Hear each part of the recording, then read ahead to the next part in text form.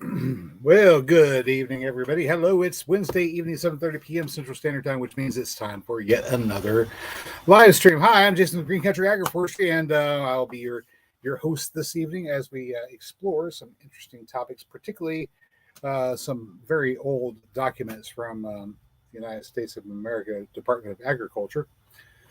I see we got some people already in the audience there. We got Mary Estolsa Fox. We got Brian Perendi and Katie Moyer. Good evening, garden lovers, she says. Mary is walking her dog. Well, howdy, howdy, howdy. Really quick before we get too far, I wanted to just go ahead and do a quick share here. Let's go put this up here. This is something that we how do we do this? I recorded this earlier.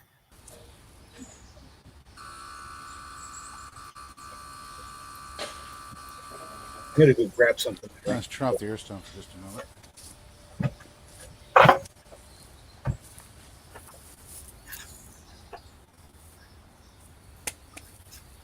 All right. Time to feed the fishies. Right, so here we got some fishies in here. I'll sprinkle a little flakes on the surface here. Some floating fish food. Let's see if they come up and visit. These are guppies. We've got 6 females and 2 males in here. 27-gallon tough tote.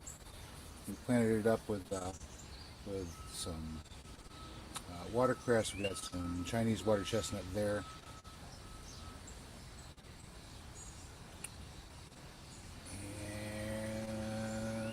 And a little tuck with some moss floating around here and there. And there's some leptominer there. I saw a little leptominer in there that I didn't realize I had managed to pick up when I got the water sample. I'm glad to have it, of course. Let's wait and see if the fishies come up and start feeding. I guess they're not gonna come up and eat the food, huh?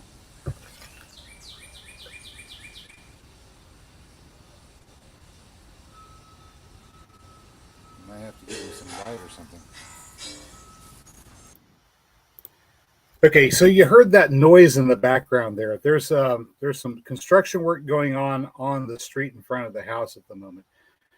Specifically, the city of Tulsa's water department is tearing up our street in front of the house and installing a new 6-inch water line because they've decided that it wasn't fair that the rest of the neighborhood should only have a 2-inch water line, and they have to tear up my front yard in order to make sure that everybody on the city side has access to water, even though this is the very last street in the city of Tulsa, so they have to tear up my front yard. So I spent most of the day running around grabbing daylilies and canna lilies and peanuts and buckwheats and Elaeagnus multifloras, which are a little bit more of an investment, and pulling them up and putting them in buckets and hoping that they survive long enough to be transplanted. And I'm hoping that they don't have to tear out the. I'm hoping they don't have to tear out the Elaeagnus that's already well developed for 3 years and is finally producing fruit. The fruits on this thing are about the size of my little finger, like that big around. They're not even ripe yet. That big around, not even ripe yet. The branches are covered with them, and we might wind up having to relocate that tree. And hopefully it survives, and hopefully it will, produce next year, but we don't know yet. So we'll see. The water line kind of does this thing because it's all sandy soil in the subsurface, right? So I don't know. Hopefully the tree survives. So how's everybody doing out there? We got Vicky saying guppies will feed very happily on Indian all mosquito. That's the reason why I got them, man. Incidentally, we stopped off at the pet store just 2 or 3 days ago and got 6 females. We got 6 female guppies and 2 males, and we put them in that little tote there. It's a 27-gallon tough tote with a little hole drilled in it for overflow. And I've got the aerator, the air stone in it, little lava rocks in it, and then of course the plantings of Chinese water chestnut and watercress. And so far, I've counted one school of 8 baby guppies that have appeared and another school of about 5 or 6. So there's 2 different schools of little baby guppies that have already been produced out of it, and hopefully they survive a while. Pretty soon we're going to have to do something about giving them to something that will eat them. I know that sounds cruel. What's the purpose of a fish? It's to be eaten by bigger fish. So we're going to have to work on that.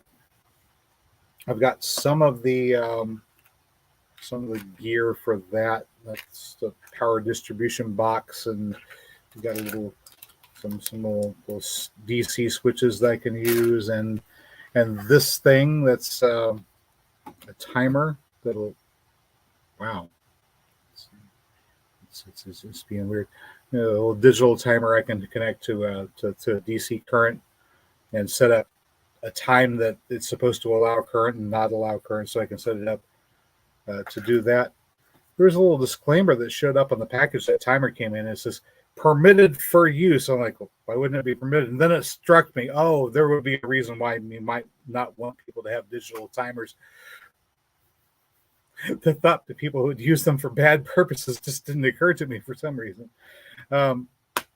Anyway, tonight we're going to be looking at Farmer's Bulletin number 877 from 1917. See, once upon a time, here in the United States of America, whenever there was the possibility that there might be a food shortage, the government didn't do weird things. It just went, well, let's see what we can do about solving a food shortage. And the solution they came up with was doing an in-depth study of what crops are best for producing calories, put out a publication and said, here, show this to your neighbors. Maybe if everybody starts planting and everybody starts growing to the extent that they are able to, then the food shortage won't become a crisis, and we won't suffer from it. But things are different nowadays, I suppose. We'll remove that thing, and let's go to, let's see here.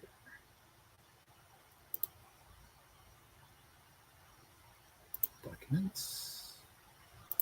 There's Farmer's Bulletin 877. I'm going to go ahead and get this thing loaded up, and we can do a screen share.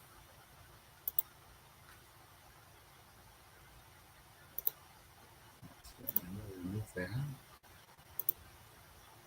Let me see here. Share screen. Window. There we go. All righty, here we go. Let me adjust my picture here so you can see really well. Farmer's Bulletin number 877. That's this document right here. Here it says, Farmer's Bulletin 877, United States Department of Agriculture. I can't talk.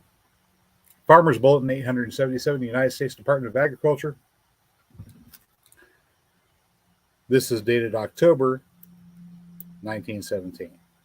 All right, here we go.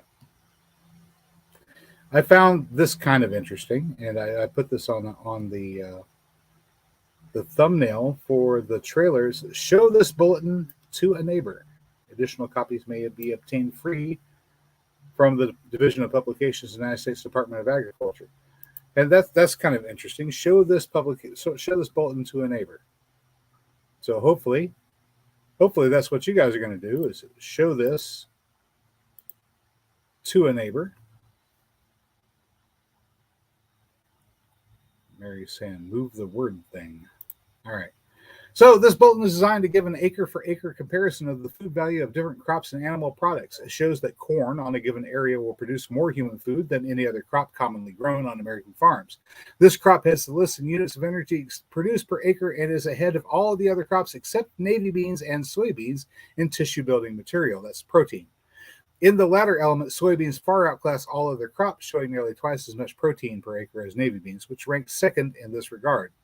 It shows that the dairy cow is the most efficient of farm animals in the production of human food milk, and that the hog is the most efficient in the conversion of grain into meat, producing 5 times as much per acre of crops as does any other animal. You see, some folks out there in the homesteading space seem to think that raising livestock and buying in feed is the way to go, and it is a convenient way to use limited space, but that feed does have to be produced somewhere.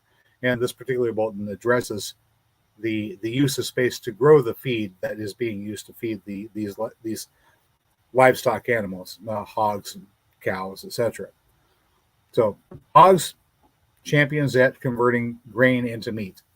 The bulletin is not designed as a guide for the planning of farm operations. This is kind of important. I think we probably ought to blow this up here so that everybody can see it and see it clearly.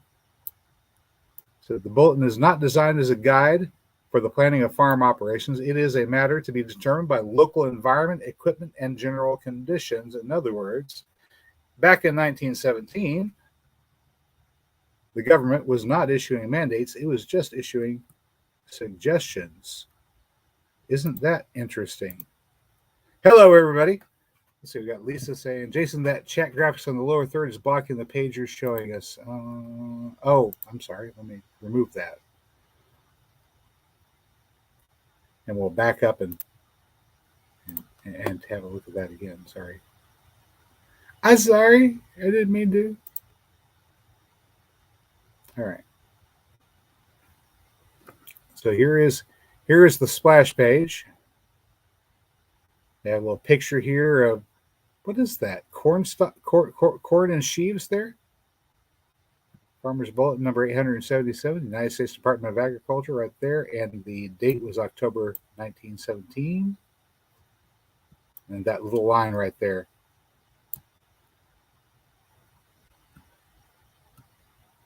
Can you imagine the United States government in the modern era putting out something saying, here is some things that we researched. We have these suggestions. You should show this to your neighbors, as opposed to you will do this because we say so. We're the experts. Shut up, sit down, and do what we tell you, right?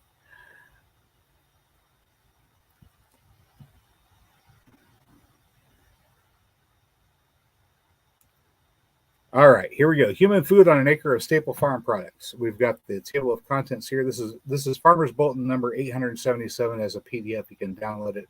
It's free. And we start out with the following text. The present world shortage of food emphasizes as never before the importance, so far as is practicable. Practicable? Do people use this language? The present world shortage of food emphasizes as never before the importance, so far as is practicable. Yeah, I'm still stumbling over that. Of making every acre of land produce a maximum quantity. Increasing the yield per acre by better tillage is a possibility, as is also increasing the acreage of land devoted to crops, and these possibilities should be realized to the fullest extent. Another important means of adding to the supply of human food is by giving increased attention to those crops which produce comparatively large amounts of human food per acre, and to those types of livestock which produce the most nutriment for man from a given quantity of feedstuffs, always keeping in mind the proper rotation of crops and a well-balanced agriculture. That important additions can be made to the supply of human food in this manner is evident from a consideration of the facts presented in the accompanying table, and we'll look at that here in a minute. And here's something that I thought was interesting too. Here it is. Although the information contained in these pages is too late to have any material effect on this year's production, it should be a valuable, let me begin again. Although the information contained in these pages is too late to have any material effect on this year's production, it should be of value should the war be prolonged into next year. It is published now in order that whatever suggested value it may have may be available in ample time for next season. So once again, we're not telling you what to do, but we're making some suggestions, and hopefully we put them out in time that it can be of benefit in the future. I think that's kind of interesting considering the way government addresses we the peons these days. All right. Corn and sheaves is what Vicky is saying. Corn and sheaves, yes, it will dry down better during its final wrapping. We bring it in, actually. We bring our corn into the shed. We'll actually bring it under the carport where we have a roof over it, and then we let it dry in from there. But in sheaves, if you've got a whole lot of it and you don't have a lot of shed space, that's the way to do it.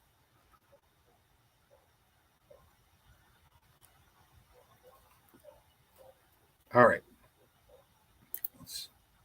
Oh, no. Let's put that back. There we go. Government is so overrated and in everything. Well, once upon a time, they had different attitudes. And so here we go. This is the table. Comparison of the food produced annually by one crop of land, a comparison of the food produced annually by an acre of land when utilizing the production of various food crops and livestock products. Here we go. So we're going to have yield per acre, and we're going to look specifically here at this metric here, which is calories per acre on the far right-hand side. So this is back in 1917, folks. Back in 1917, corn was yielding 3,124,240 calories per acre. Sweet potatoes following behind it at 2,851,200.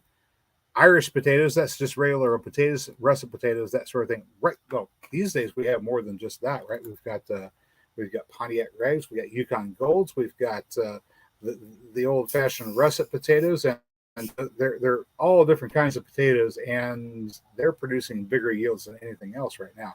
But there was number 3 back then, 1,908,000 calories per acre in potatoes. Rye came in as a grain at the next spot at 1,800,000. Wheat was 1,788,000. Of course, these days, wheat is not really produced quite as much here in the United States as it used to be. In Canada, it's still produced fairly heavily. Rice, polished and unpolished. Polished rice is just rice that has been through the finishing process of having the hulls removed, as compared to rice that is still in the husk. So whenever you buy rice at the grocery store, it is polished. That's 1,581,000.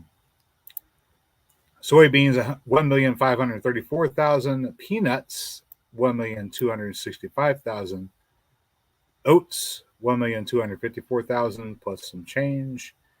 Beans, we're talking in this case, I believe they're referring to pinto beans, and they counted those as 1,123,000.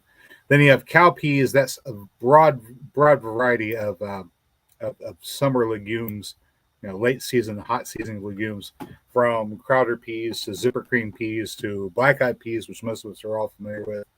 And then there was buckwheat coming up at the very end with 751,000 calories and some change. So that was what it looked like in 1917.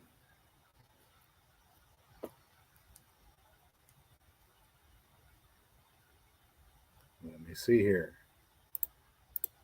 TA says, sorry I'm late. I got here through an NPR Tiny Desk with Ron Finley. It's better late than never. Show up early next time. You're losing 10% off your final grade. Okay. I'm just kidding. TA says it's a concert series, wide range of artists. Okay, you're forgiven. I don't know if I want to go on NPR. Yeah, can garden gnomes show up on NPR? Can garden gnomes show up on NPR? Vicky says, obviously Canada lilies are not on the list, right? Yes, suspiciously, right? Okay, so I might be spilling a little bit of tea on the upcoming video release, right? But I've got a video coming up here. This coming, is it Friday? Is when I've got scheduled to release. I haven't finished shooting everything for it. It's been really windy, and I've got this new lavalier mic that I've got to get out there and shoot some video with. But we've got the excavation work on the street going on and all kinds of other distractions. So it's kind of hard to find the right time to get out there whenever it's not windy, not raining, and not people tearing up the road right next to me to shoot this. But we're trying to get a video out coming out here in the next couple of days of our top 7 calorie dense foods. And I did use this bulletin number 877 as sort of a starting point to kind of give me an idea about what we should talk about. There are some things on there that obviously are not appropriate for backyard gardening. Things like, the rice. Who's going to grow a garden full of nothing but rice for calories? Who's going to grow a garden full of wheat or barley or oats, even buckwheat? This is not the sort of thing that people grow in their backyard gardens. All right. Vicky says it would be interesting to add amaranth, chia, and quinoa for comparison. Chia is going to be difficult simply because the Salvia hispanola, that's what chia is, doesn't go all the way to flower here in 7A. We can plant it and it can grow, but it never gets to the point where it produces seeds. I know it's sad.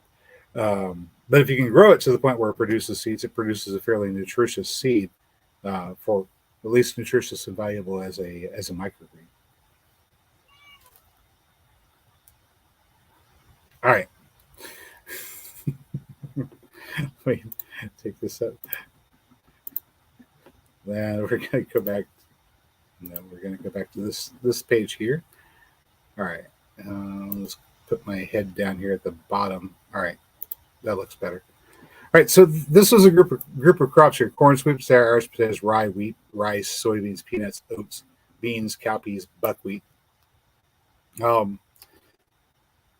Incidentally, peanuts of all of these, if you're looking for individually the most, wow, I can't highlight just one thing.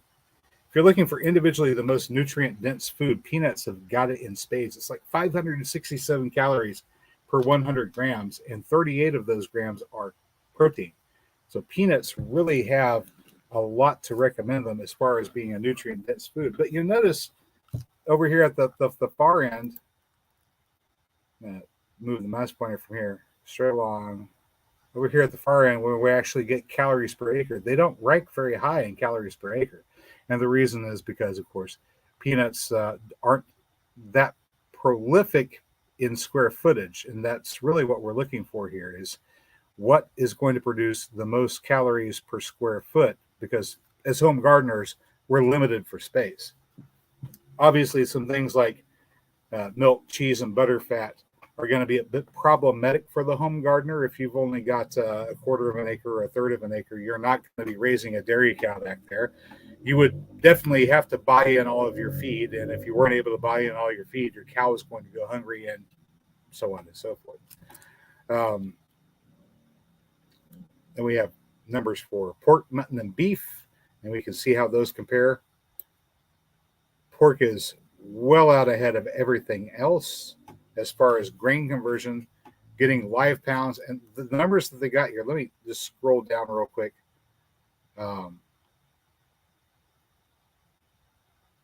Where they talk about this.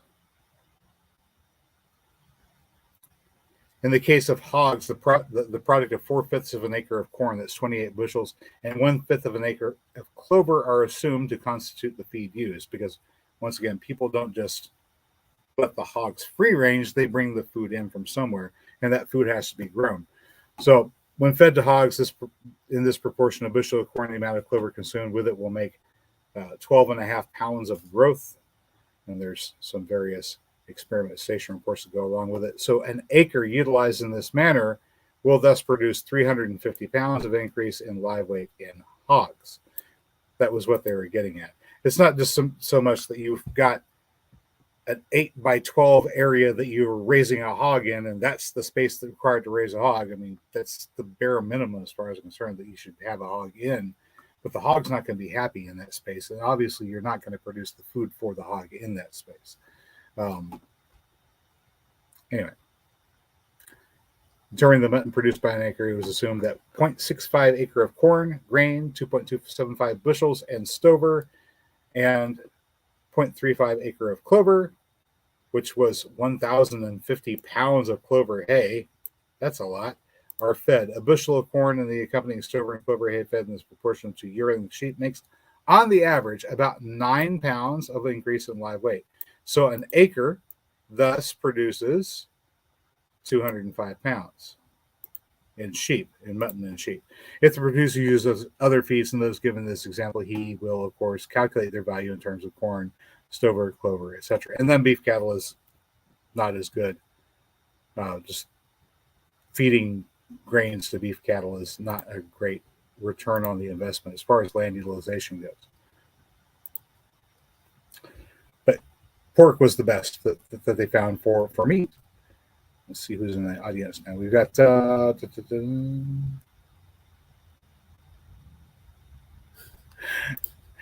Mary says, I count the day wasted, or sorry, Vicky says, I count the day wasted. I have learned nothing new. Yeah, I met a man once that said, whenever you stop learning, you're dead. That seemed to make sense. Hello, Joe. Only 21 minutes late. I'm getting better at being on time. Hey, it's all right. Tia says, were you watching NPR Tiny Desk too?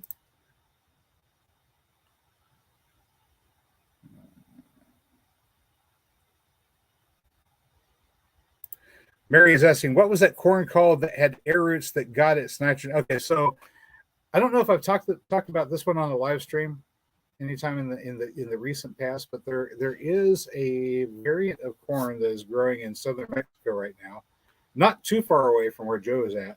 That is a bit unusual in that. Okay, I don't know how many of you guys have seen corn growing. For those of you who have seen corn growing, you'll notice that there's some aerial roots that come out from the corn plant before it goes down into the ground. These little aerial roots, and then the ground is down here. If anybody's seen that, you can go, yeah, I've seen it. All right. So in this particular variety of corn, which is growing in southern Mexico, these aerial roots are colonized by some bacteria that makes them kind of slimy. These bacteria are involved in the process of drawing nitrogen out of the air, and they're fixing nitrogen the same way a legume does, but they're doing it for the corn. The only problem is this particular variety of corn takes a long time, more than 120 days to grow, which makes it unsuitable for growing here in the cool temperate zone in North America. But if somebody were to take that corn and crossbreed it with a shorter season corn and maybe get that ability to form an association with bacteria that fix nitrogen, then we could have a corn that makes its own nitrogen, which kind of solves the problem of corn being a heavy feeder. That would be cool, but at the moment, it's just out there.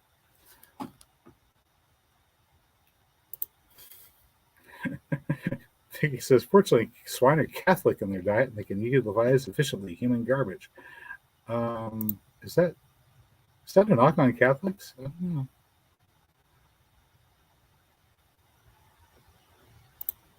Tia says, I want that corn. Yeah, right. Yeah, you might be able to grow it in Florida. It does require a very long growing season, though. Nitro maize, heterodox is saying.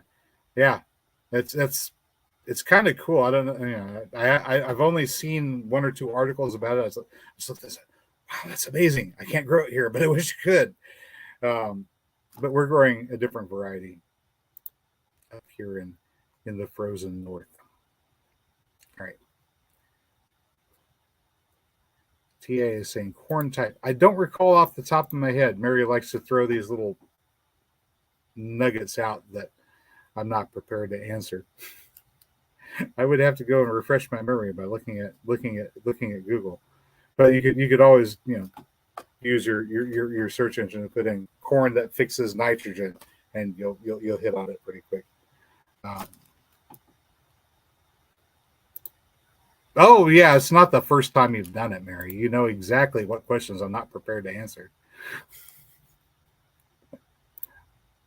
All right, here we go. Let's go back to this. I promise we're going to read this thing. All right. I got off track here. We were looking at meat, poultry. All right. So they did a really good job of breaking everything down and looking at land utilization. They were looking at the amount of land that you had to use to grow the crops for feed in the case of animal products. as compared to, just expecting everything to magically show up, which seems to be the current way of thinking. We just hope that everything magically shows up and turns out okay. But of course, we all know that's not accurate.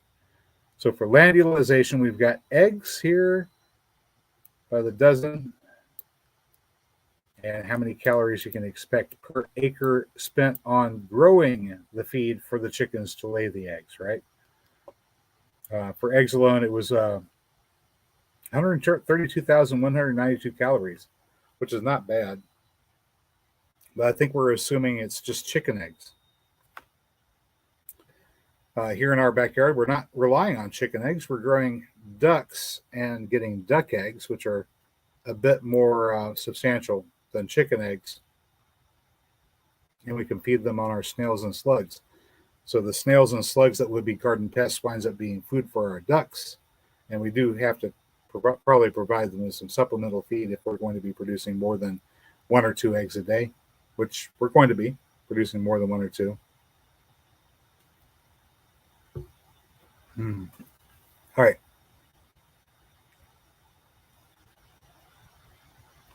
They went into some serious detail here.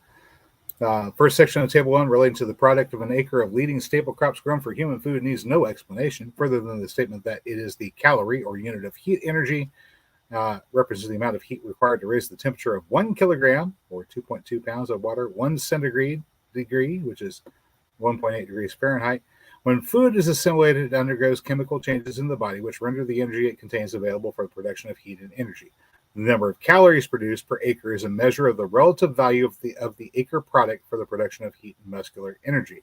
And they wanted to differentiate that because protein is building muscle and calories is producing energy. The production of livestock products per acre was arrived at by assuming the acre to be devoted to crops suitable for feeding the kind of animal under consideration and in the proper proportion to giving a balanced ration. In cases where it's not practicable, they said practicable, right? We don't talk like that anymore. Now we would say practical. In cases where it's not practical to do this, because of the necessity of using some feed not produced on the farm, it is assumed that a suitable portion of the acre product is exchanged for what else is needed. Say, for example, we're raising ducks, but we don't have enough slugs and snails to feed the ducks. We might have to buy some feed from elsewhere. What does that feed compose, and how much land space is it required to provide that feed? That's what they're getting at. So that's where they got, in the case of hogs, well, this entire bit, determining that growing pigs was the least amount of land required, raising the feedstock to feed the pigs. All right, here we go. Food value of crops. Moving on down. Corn. Yeah, this corn was the king of calories at one time, right? Table 1 shows that corn heads the list of crops commonly grown in this country. A 35 bushel crop of this cereal produces nearly 150 pounds of protein or flesh building material and more than 3 million units of energy. That was calories. Wherever the conditions are favorable for extending the average of this crop, it is evident that considerable addition can be made to the supply of human food by doing so. Millers should give special attention to the preparation of cornmeal of good quality, and housewives should use increased quantities of this nutritious and palatable product as a substitute for other bread cereals. It is more practical, they said, to increase the use of cornmeal in this country than it is abroad, for our peoples are familiar with corn as a food, while most European peoples are not. We know how to prepare appetizing dishes from it, while they do not. So, once again, they're kind of playing up the fact that here in the Americas, where corn originated, corn was really an effective survival crop, and they were playing it up. Of course, over 3 million calories per acre is not bad at all. Let me zoom out here.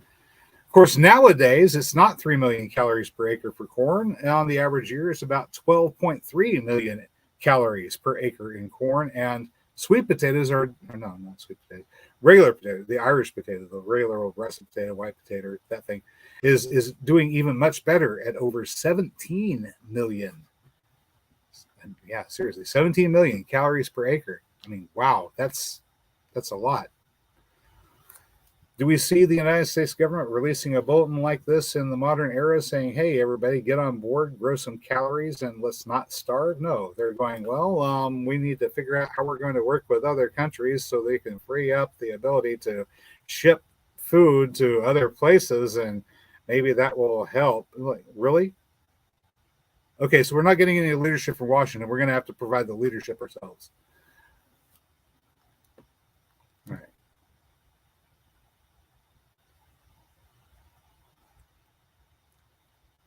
Let me see here. Like he says, nature, no waste. The better we can imitate it, the more productive our work. Amen. Let's see. Okay, Joe saying that corn would be the what's yeah. I'm gonna have to practice trying to say that out loud. I'm not gonna try. It says yummy corn, huge corn was white when tender, turned dark blue when mature. It would be really nice if somebody could crossbreed that with one of the normal breeds that we commonly use, and maybe they can make a corn that's going to make its own nitrogen. Vicky's saying rabbits not. Yeah, they weren't on the list. Rabbits were not on the list. They were thinking, I think, in terms of farm products, and typically rabbits are not farmed. You might have rabbits on a farm, but people don't farm rabbits for major export.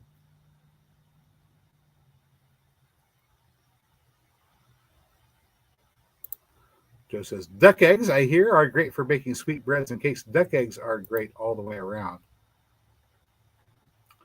And Vicky is correct. They don't scratch as much as chickens, so they don't cause as much damage. They're about 1.5 times the amount of calories that you can expect to get out of a grade A large chicken egg. So there you go. The breed of ducks that we're currently raising are Khaki Campbell. We've got 2 that are almost adults and ready to start, and then I've got another 10 on the way, so we'll have a flock of 12.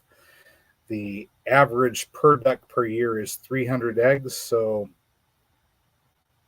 if we eat 9 eggs a week, then we've got 4 dozen that we can export if they are laying poorly. If everything works out well, we'll have eggs to spare, is what I'm trying to say. Mary's saying, I could have eggs in my truck. Mary loves eggs. Mary loves eggs more than I do. I appreciate their value for being a dense form of protein, but I'm not as huge a fan of eggs as Mary is. All right, so Joe's saying, where is it? Many a field once green and lush, and you can get chickens a couple of weeks. It's dry, dusty, and littered with chicken poo. Practicable is correct, she says. Yeah, but it's hard to say. Nobody uses that language anymore.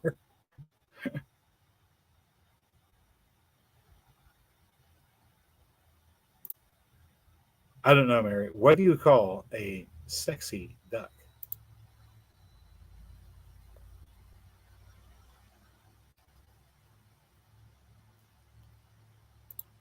Vicky's saying modern hybrids are a far cry nutritionally for what was grown then and not for the better. Well, not all of these things are hybrids. Sometimes it's just simply a better method of producing, better irrigation, better distribution of fertilizers, better mechanization, and also, yeah, different breeds and varieties.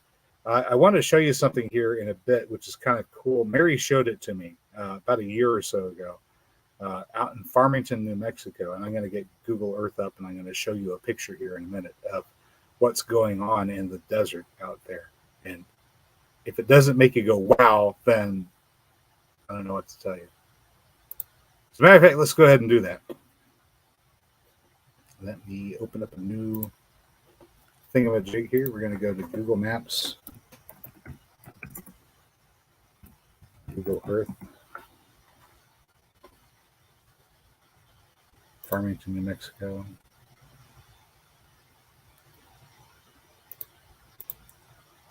And I'm just going to get this. I'm going to get this picture set up, and then I'll share it with you. It may take a minute. Please stand by. Let's see.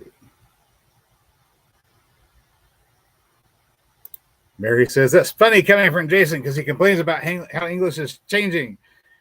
I'm telling you what, it's a horrible thing whenever our language changes to the point where we cannot recognize what was written just a few hundred years ago.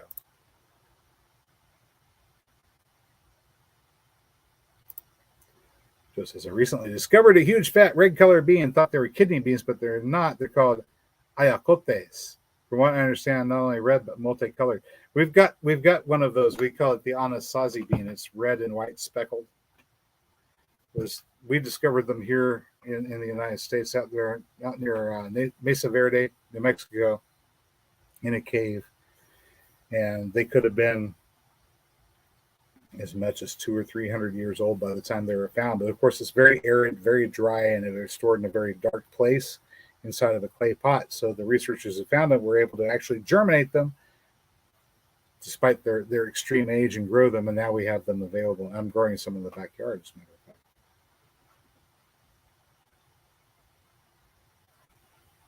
All right, let me hide this thing and see if... Really? Okay, there we go. New Mexico. Let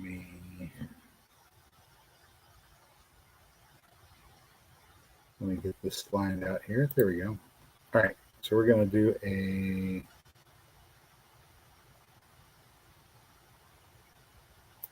share screen.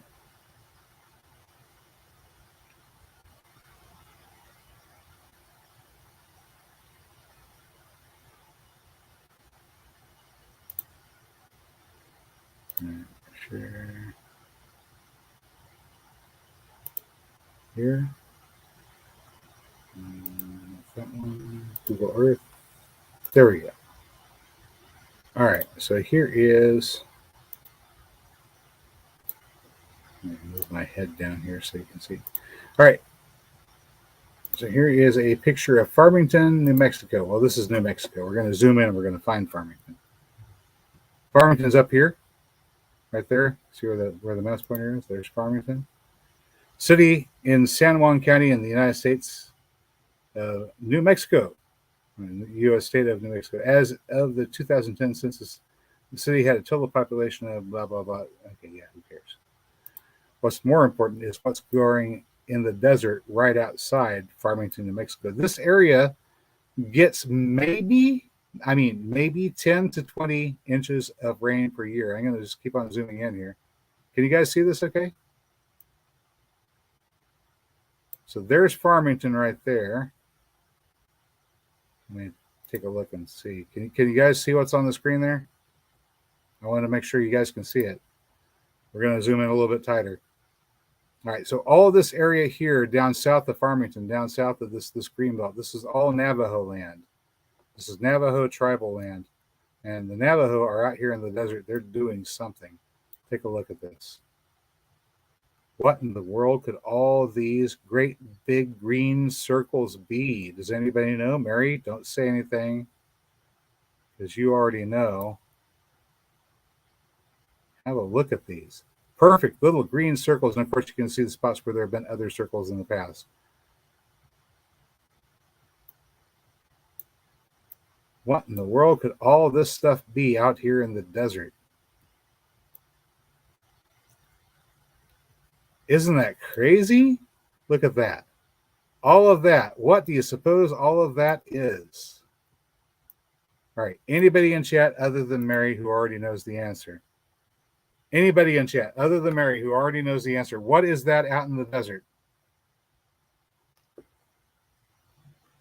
They're growing one specific crop out there.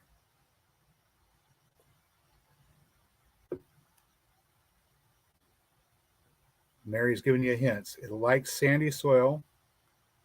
Give them hints. Okay, Mary, you can give them hints. Just don't tell them what it is.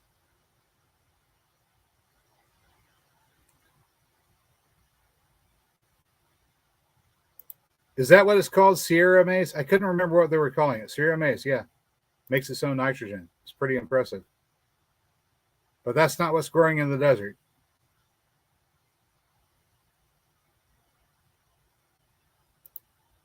Joe says, those Anasazi beans sound similar to ayacotes. Mihuepa Teresa says, The leaves and red flowers are also edible. I don't know that they have red flowers, so it's probably a different kind of bean. But there are so many different varieties, Joe.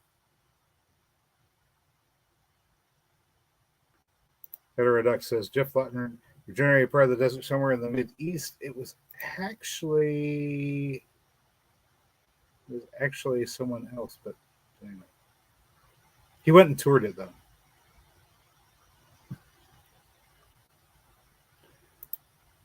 Yeah.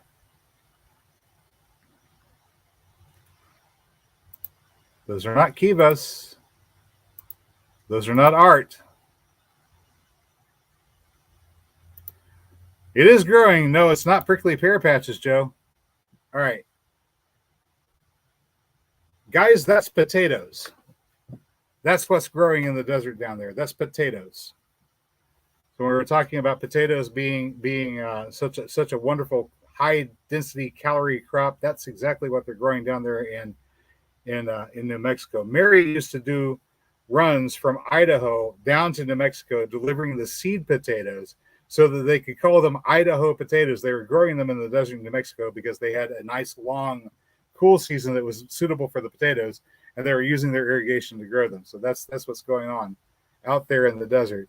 They're growing potatoes in the desert. Isn't that something? And I had a little script I was supposed to read from, and I've completely and totally forgotten to read off the script. So, wham. That is all potatoes.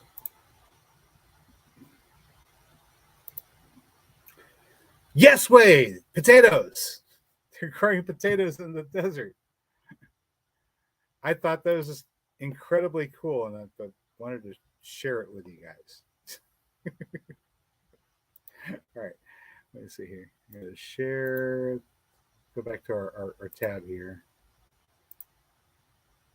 where we have the Farmer's Bulletin. And we're going to put my head down here. All right. So, yeah, potatoes. Potatoes was number 2. No, potatoes was number 3 back then in 1917. Currently, potatoes is actually number 1 for land utilization. They're getting over 17 million calories per acre in potatoes. And most of those are the russet type potato, the Idaho potato. But oddly enough, they're not all being grown in Idaho. They're being grown in places that have a nice long, cool season. For example, the desert, and also in Florida, they have a nice long, cool season.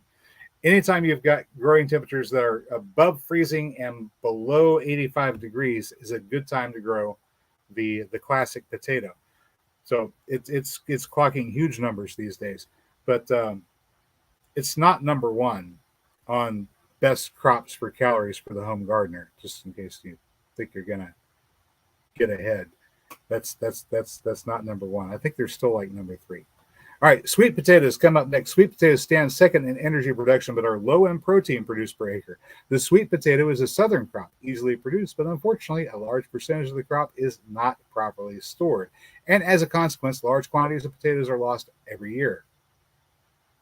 However, by building storage houses and handling the potatoes as recommended in Farmer's Bulletin number 848, oh no, that's another rabbit hole we're going to have to go down at some time in the future, the loss can be largely prevented. So in Farmer's Bulletin 548, they're going to be talking about how you can go about storing root crops effectively for extended periods of time. I believe we're going to be talking about root silage before too awful long and how to go about building them. Growers who have good storage houses keep sweet potatoes throughout the winter for home use or for market.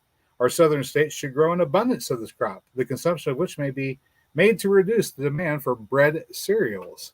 This is kind of interesting. Where facilities for canning sweet potatoes are available, a portion of the crop preserved in this manner may be made available to parts of the country where the temperature drops so low as to make the shipping of fresh sweet potatoes a precarious undertaking, and the season of their use thus may be extended throughout the year. Sweet potatoes may be dried successfully, and recent experiments show that meal made of dried sweet potatoes may be used with wheat flour in making bread. I want you to kind of stamp that one into your memories if possible, because currently we've got a problem with production of wheat, both in the United States and Canada, which typically produce a lot of wheat. But since here in the U.S., there's been a lot of incentives to produce things other than wheat, like growing more corn for ethanol. Um, our wheat production has dropped, and around the world, wheat has suffered some setbacks. China had a very poor wheat harvest this past year and has been looking for grain from elsewhere. They contracted to buy grain from here in the United States and northwards in Canada. Those contracts are already in effect, and they will be honored, even if it means that we don't have enough for domestic use. So you've been advised. Extending the crop with sweet potatoes, extending your wheat with sweet potatoes can be used to make bread. There's some videos out there for making naan or for making sweet potato bread. Those are worth taking a look at. I don't have one, so I can't show it to you, unfortunately. Coming up after that was the Irish potato. They called it the Irish potato back then. Oh, yes, very, very not politically correct. We just call it potatoes these days. Ah, the praties. The praties. The third crop on the list is the common Irish or white potato. This crop can be grown in all parts of the country. Its importance does not need emphasis here, and so they didn't emphasize it. During the continuance of the present emergency, special efforts should be made to produce all the potatoes that are needed. And of course, now we know that that potatoes are being produced here in the United States in excess even of corn as far as calories per acre goes. There's still more land being used for corn than really should be. Of course, after that, we've got cereal grains such as rye, wheat, and rice, and then soybeans. Soybeans are typically being grown, well, back there in the 1970s, they weren't being grown for food stuff. They were being grown as fodder for animals, right? But now there are so many things that are made of textured soybean protein that I don't even want to go into it all. They're being pressed for oil as well. Here it says the oil is expressed can be mixed with wheat flour to the extent of 30% without detriment to the palatability of the product. Maybe not the palatability, but the the next sentence says, though the effect of such bread on the digestive tract is not yet known. Well, now we know that it tends to make you a bit gassy.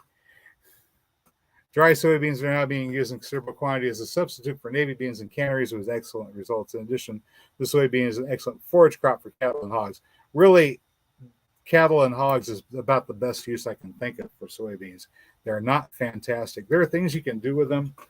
Fermenting the soybean makes it a lot more palatable. You don't want to eat soybeans directly. Soybean oil, although it's a high temperature oil, has a tendency to polymerize, and that means exactly what you think it means. It forms a plastic as it reaches high temperatures. And so whenever they're used in cooking applications, and there are some major restaurant chains that use a lot of soybean oil in their cooking. There's one that starts with a big M that we don't go to.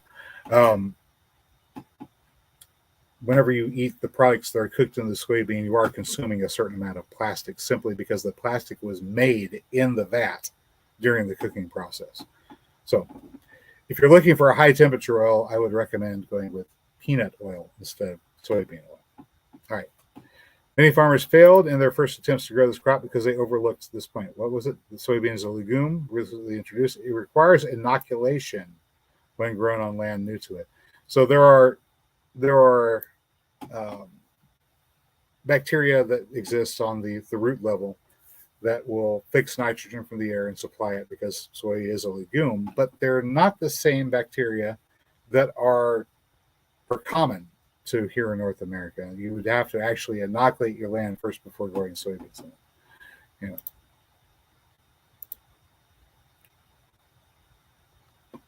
But we're moving on to the peanut here. The peanut. Peanuts are important from the standpoint of human food available from an acre for the reason that besides being available as a catch crop in corn, and should I tell you guys what a catch crop is? Yes, I should. Okay. So a catch crop is a crop that's grown in between successive plantings of the same crop or two different crops. Say I'm going to grow corn, and the corn is going to take 90 days to finish out. Okay, I've got a growing season of 210 days. 90 days are gone. My field is going to be without something in between the next planting of corn, which is going to be 90 days from the end of the season. What do I plant in the meantime? Well, you can plant something like peanuts, which are going to grow up in between. Or you can do, here's the alternative to catch crop. You can plant a catch crop alongside the other crop. or interplanting. Maybe not as extreme as I'm interplanting now, because at the time there was some very rigid thinking about the way you needed to go about planting crops. Um, the way that we can layer things now, or we understand that we can layer things now, means that you can plant the peanuts right in the same rows that the corn is in. They can both grow up together. In either case, that's what a catch crop is. It's the crop that you grow either alongside something that you're growing that takes a longer time to grow, or in between growth cycles, so the land isn't sitting there just empty growing weeds. All right, so peanuts are gaining favor as a staple crop in the sandy soils of the cotton states, especially where the cotton boll weevil is troublesome. George Washington Carver recommended growing peanuts in rotation with cotton because cotton is such a heavy feeder. In many sections, alternate rows of corn and peanuts, here they're talking about what I was just talking about, give good results, particularly in semi-arid lands. In the southeastern states from Virginia to Florida, peanuts have long been recognized as one of the chief crops for hog raising. The acreage for this and other purposes has increased greatly as hog raising has been introduced into the coastal sections of the southeast. Also, real quick shout out to Tony Walsh at Walsh Farms. They grow a lot of peanuts for us out there, and thank you very much, guys. Tip the hat. The demand for peanuts has widened greatly as a result of new methods, and the product now enters into two important avenues of commerce. One, in the form of cake or meal after the oil is extracted as a valuable food for livestock, and two, as a source of valuable fat for use of cooking and other purposes. If you're not raising hogs because you're growing a backyard garden and you want to have something that you're growing that's producing a good amount of fat that you can use for cooking, peanuts is not a bad way to go. Since it's a ground cover crop and you can grow it in conjunction with other things, whenever you're planting whatever it is that you're planting, if it's something that's going to be above that ground cover layer, go ahead and plant peanuts in conjunction with it. At the very worst, it's just going to add some fertility to your soil and give you the opportunity to produce some cooking oil. You might need to invest in an oil press to be able to properly exploit that cooking oil, but somebody in your neighborhood should have one. A larger acreage of this crop is to be encouraged as a means of increasing the amount of pork products in the southern states and to meet the demand for peanuts for the manufacture of peanut butter and for use in confectionaries. All right, so the press cake, once you're done pressing the oil, oh dear. The press cake, once you're done pressing the oil, can be used as feed for your animals. Recent experiments at the Texas Experiment Station demonstrate methods of feeding peanut meal or peanut cake to avoid the soft flesh in pork, which ordinarily results from feeding the raw product. So feeding the cake turned out to be better than just feeding peanuts themselves. In addition to the nuts, the hay is in great demand and has feeding value similar to that of alfalfa. So the greenery that's left over after you harvest your peanuts is valuable as animal feed as well. All right, let me just minimize that, come back up here and see what y'all are saying for a moment.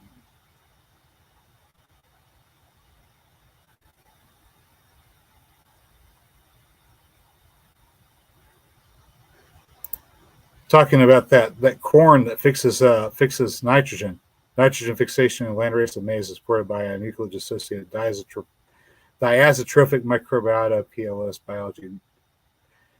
Item 16.8E. Okay, so yeah, there's an abstract out there you can look at that shows it, but it's down south they're growing it.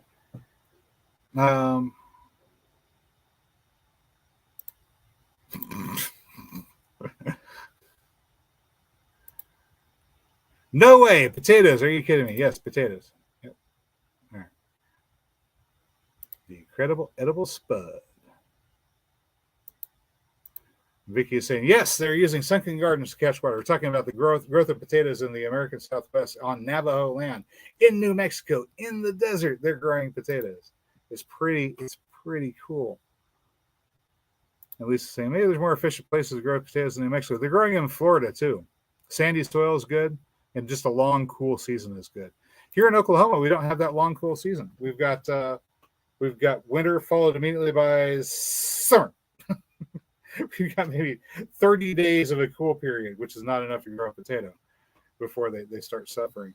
So if I'm going to grow potatoes here in the spring, I have to find ways to do it that kind of cheat a little bit, maybe shade cloth and reflective surfaces and stuff like that so they don't get too hot. That's the way it is currently. When I was a kid, we could grow plenty of russets, long season potatoes, about 100 days from sprouting to completion. We could get away with it. But we got a lot more snow during the winter back then, too.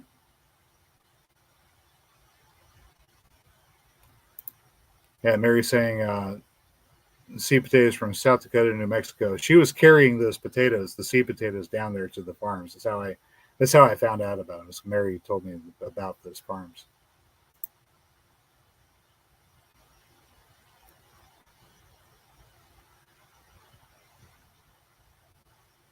Let's see. Lisa says it's going to be a heavy sweet potato year for me. Also got slips out the wazoo. Thank you very much for the slips you brought over, by the way. We're getting ready to get them into some totes and get them planted. I still don't have enough space for the gopher-proof beds to protect them all, so I'm growing them in tough totes. But 27-gallon tough tote and 2 slips of potatoes should be able to produce plenty of potatoes out of those. It's about maybe 2 to 3 pounds of potatoes per square foot that you grow sweet potatoes in. And you don't have to let the vines sprawl. You can always let them grow up. So if you're limited for space, you can put your sweet potato slip in and put in a stake for the vines to grow up, as long as it's got little crossbars on it, so you can train the vine up there. And the plant's going to do the photosynthesizing up here as a vining layer plant, and it'll produce the tuber underneath, and you can have 2 to 3 pounds of tubers in 1 square foot. It's not a bad way to grow potatoes.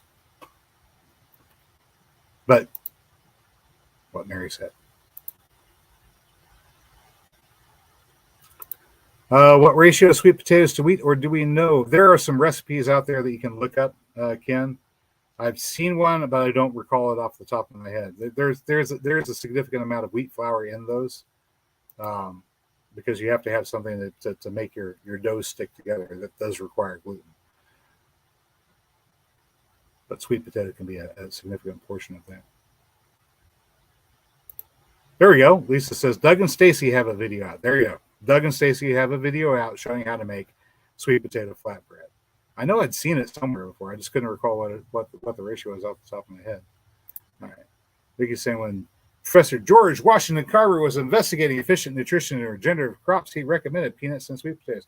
Those are both excellent crops. Peanuts are good for the land, and sweet potatoes are good for everybody. Mark's here. Yay, didn't miss it. It's okay.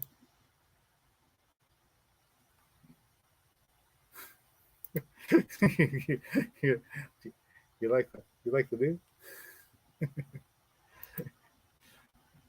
I'm trying to look more like the garden gnome with my little garden gnome hat. There we go. All right. Vicky is correct. Soybeans are much better food when fermented. They're not really digestible the way they are. We have to ferment them so that we can digest them. But for animal feed, they work just fine.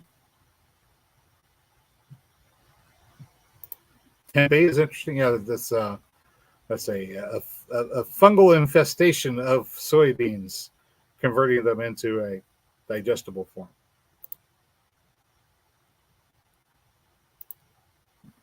Miso, yeah.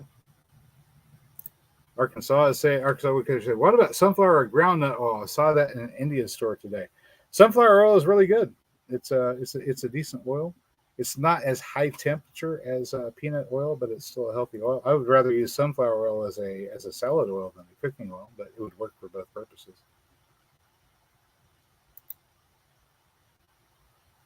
Are you saying what nut? Ground nuts. Apios, ground nut. It's indigenous in North America. Oh wow, my drink bottle is. It's invisible. That's so cool.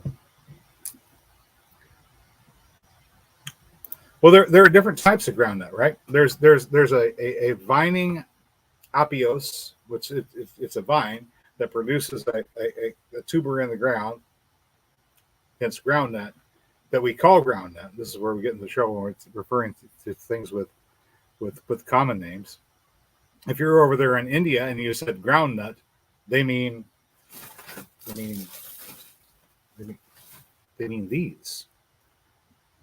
For an Indian, this is groundnut. It's just peanuts, right? Thank you, Tony. But there's a couple of different varieties. Let's see. Harry says I have to eat air fried or rice noodles. We'll get into that. Do we want to get into why you want to eat air fried or rice noodles? Yeah, may as well. Rice noodles or air fried noodles, or just air dried noodles, keep a lot longer on your pantry shelf than the ones that you get the ramen noodles. Those are fried in oil. They fry them in oil to get the water content out to preserve them. The only problem is the oil itself has a tendency to go rancid after about 6 months. So if you've got ramen and you're thinking, well, I've got ramen, it's cheap, we can stock it up, and we can add vegetables to it. Really? You got text messages? We can. After about 6 months, the noodles start to go bad. But rice noodles or air dried noodles keep a lot longer. And air dried pasta will keep almost indefinitely, as far as I can tell, unless the critters get to it. Hazelnut oil? Well, you have to have hazelnuts to have hazelnut oil.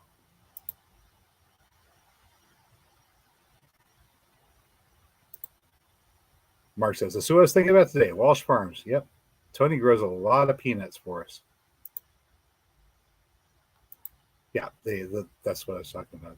The tubers that are not legumes.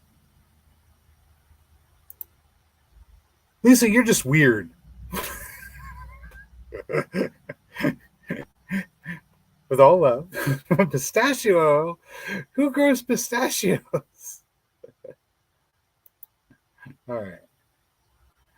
Let's see. Tia says sunflower seeds have doubled in price. Oh wow.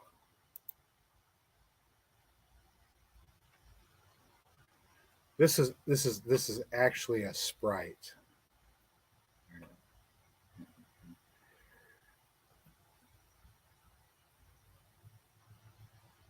No, really, that's what the label says.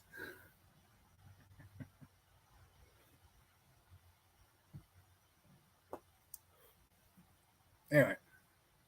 All right, where were we? Oh yeah, we were over here. All right, so then we go into oats, navy beans. I didn't want to focus too much on rye and wheat and oats and rice because rye here, wheat there, rice, and oats. I didn't want to focus on these on the upcoming videos simply because it's not really practical for the backyard gardener to grow a sufficient quantity of these kind of crops to be a supplement. They're good. It's just you have to grow an awful lot of them to get anything out of them. We're really dealing with trying to get as many calories per square foot of garden. How do we do that? Like that? Per square foot of garden space as possible. Okay, it wasn't pinto beans. It was the navy bean, the bean crop that they listed here. Important as a source of protein, only produces 36% as much energy, but more protein per acre than corn, which is kind of cool because corn's pretty good. I think corn for every 100 grams is about 10 grams of protein and 11 if you nixtamalize it, which makes the entire thing overall more digestible. Nixtamalization is where you take the corn grain and you expose it to an alkaline process that pre-digests it and makes it more digestible in our tum-tums by breaking down the protein chains. But beans can be grown in regions poorly adapted to corn. They can be grown in regions that are adapted to corn as well. But there's been a phenomenal increase in acreage of beans this year. This was 1917, probably better than conditions warrant. Then they got into cowpeas. Cowpeas are a broad category of usually summer-grown legumes. That's black-eyed peas, zipper cream peas, crowder peas, that sort of thing. Usually these guys are planted late in the season instead of early in the season, like our pole beans.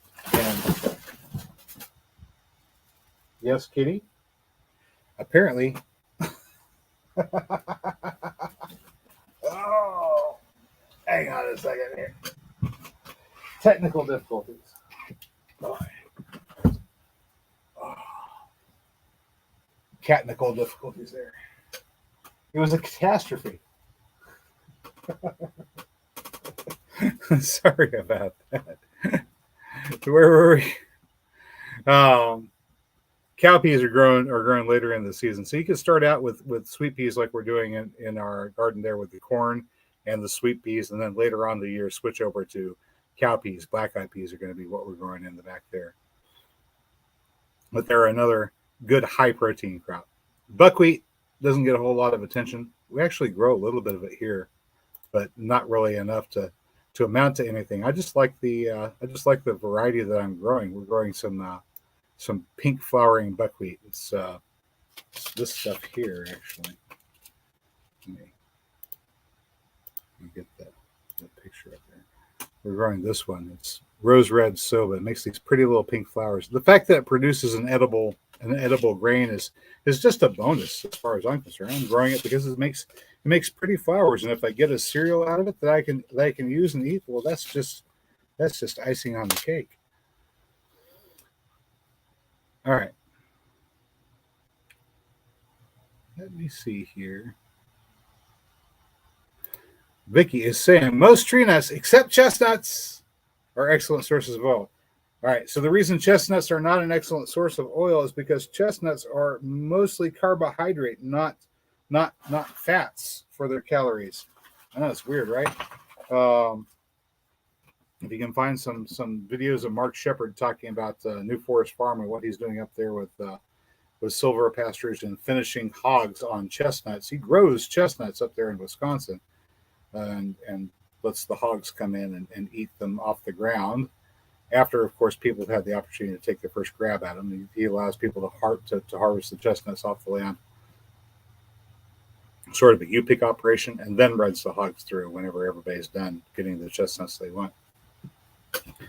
But that's another way that you can provide fodder for animals like hogs. Grow chestnuts instead of corn. And the chestnuts you don't have to plant every year. They just get better and better every year. The corn, you have to go back and tear up the ground and put in the seeds and water it and keep the bugs off of it and all other kinds of stuff. The chestnuts just grow. Whenever they're done, they drop on the ground. There you go. It's done. So anyway, I think Mark there is growing some chestnuts. We just got a few from Mark and he's putting them out. Chestnuts are odd. Okay.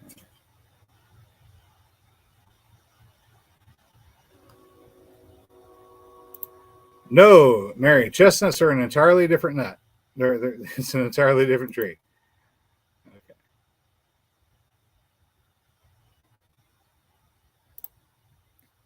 Heterodox says, chestnuts are castanea. Apples are malice. Yeah, apples are malice, which is kind of funny when you think about it, right?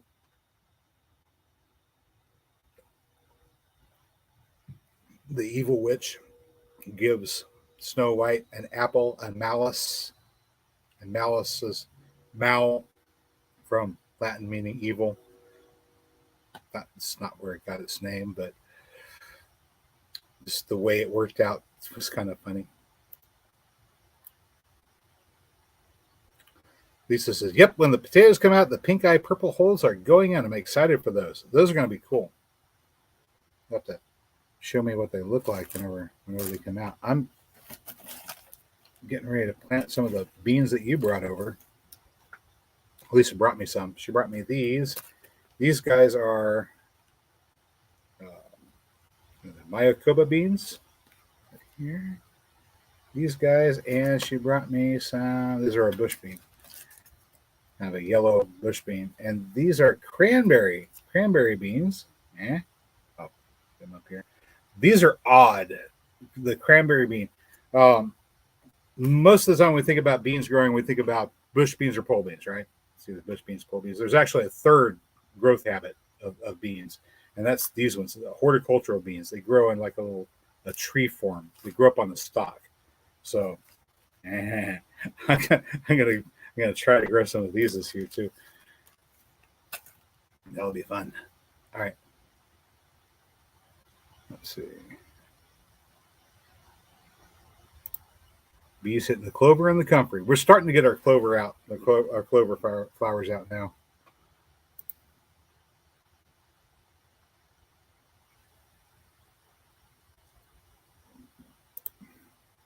Heterodox says almonds are prunus, kin to cherry and peach. I wonder. I wonder. Do you think I could get scion wood from an almond tree and graft it on my plums or my peach or my cherry trees? And get almonds out of it. What do you think?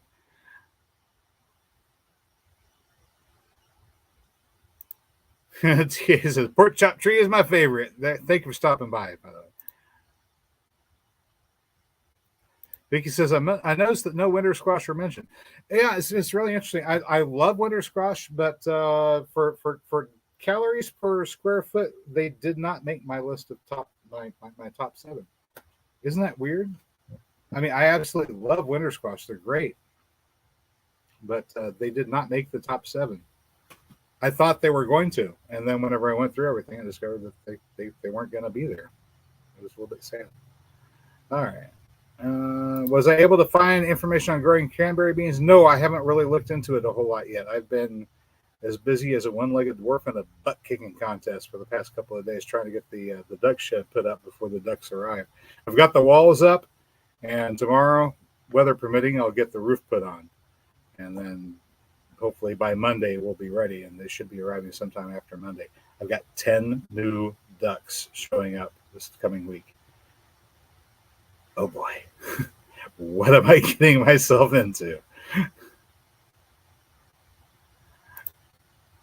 Oh yeah, the video. Okay, so that video is called "More Food, Less Space," and I was comparing the land utilization for growing hazelnuts to the land utilization for growing the fodder necessary to raise pork.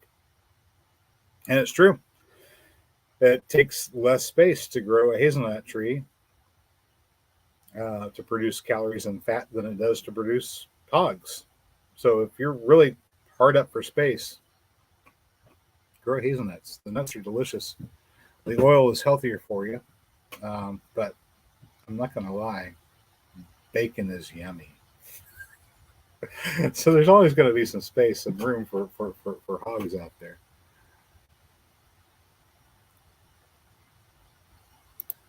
Vicky's saying there's some varieties of edible seeded apricot very similar to almonds, and I think they may be able to cross-pollinate. That would be kind of cool if they can. I don't know that they can, but it would be cool. I know they're related, and you can crack open the pit from a stone fruit and usually eat the pit. But it does contain compounds that are chemically similar to cyanide. Some researchers have found that they are effective at combating cancer. But I can't give you this advice as medical advice because the FDA does not want you to have a cure for a disease. They would much rather you stay sick and get treatment. All right, moving on. Livestock products. All right, so this was Table 1 further shows the amount of human food produced per acre when the land is devoted to the leading types of livestock farming. The amounts produced are far smaller than in the case of most crop products. Well, obviously, it takes more land to grow food for animals than you get calories back from the animal. The main advantage to growing animals for food is, bacon is tasty. I don't know how. I don't have a better way of putting it. Peanuts may be nutritious and full of oil and protein, but bacon is tasty.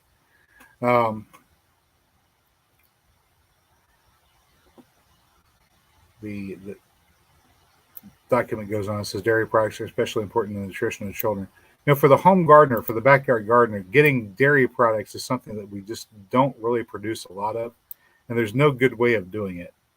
Um, Anytime you're going to have any animal that's going to produce milk, whether that's a goat, a sheep, or a cow, for the average backyard gardener, that's just the space that they need for them to live in order to be happy is about all of the growing space you've got, and you still have to buy in all of the feed that you're going to give them. So um, I've kind of eliminated dairy products from the list, not because they're bad, but simply because we don't have enough space for them.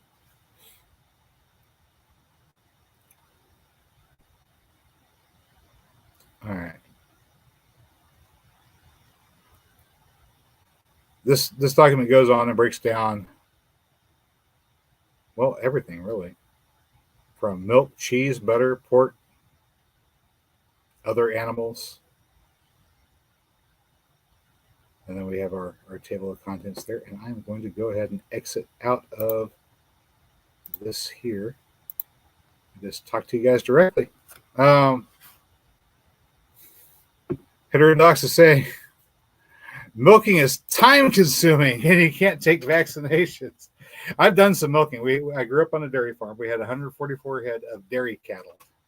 No, I'm a liar. We had 144 head of dairy goats. Sorry, not cattle. We had a few cattle, but not 144 head. And we milked on the average probably about five or six goats a day. And it's pretty easy. You just reach up there, pinch off the top, right up here next to the other. You push the udder up until you got your hand all the way up there. Pinch off at the top with your pinky and your thumb, kind of like you're making that little OK symbol there, and then squeeze off there, and then just curl your hand down. All right, that's how you do it. If you ever wind up in this situation where you have to milk a dairy animal, whether it's a goat or a cow or a sheep or whatever, that's the way you do it. Just make a little circle with your thumb and your forefinger, squeeze that off, and then roll your hand down. And it helps if you carry 5-gallon buckets of water every day for all of your livestock, because your parents are too cheap to buy hoses for all 140 4 a bucket, one in each hand out to here, and it's going to up your muscles right back there and give you good hand strength. But anyway, where was it? Yeah, milking is time. Rabbit milk. Answer right there. Yeah, just get some rabbit milk on it. Cat milk. Where'd that cat go? Okay.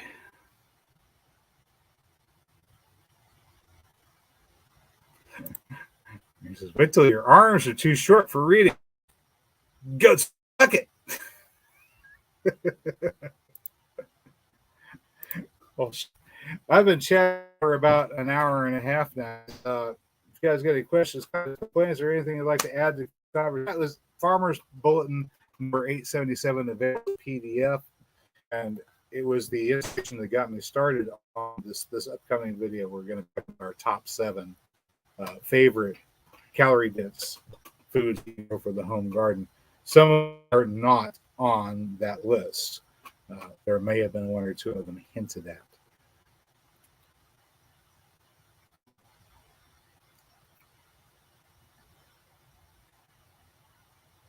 No, you guys happy? All right. Well, as always, I'd like to thank you for coming out and joining us today. If you found the video informative or entertaining, well, you know what to do. Hey, did you notice the sort of tone that this document follows? Isn't it kind of weird that they're making suggestions and saying it's not our business to tell you what to do? It's just to be dictated by your circumstances. You're going to know better what you need to do than we do, that sort of thing. Instead of saying you will do X, Y, and Z.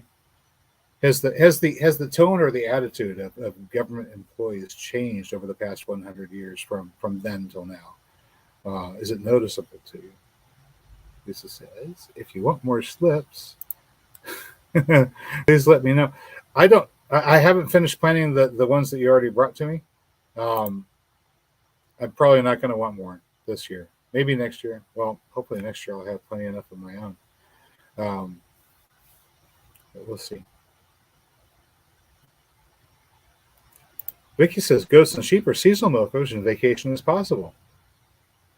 Whereas a cow, you're stuck with it all year round.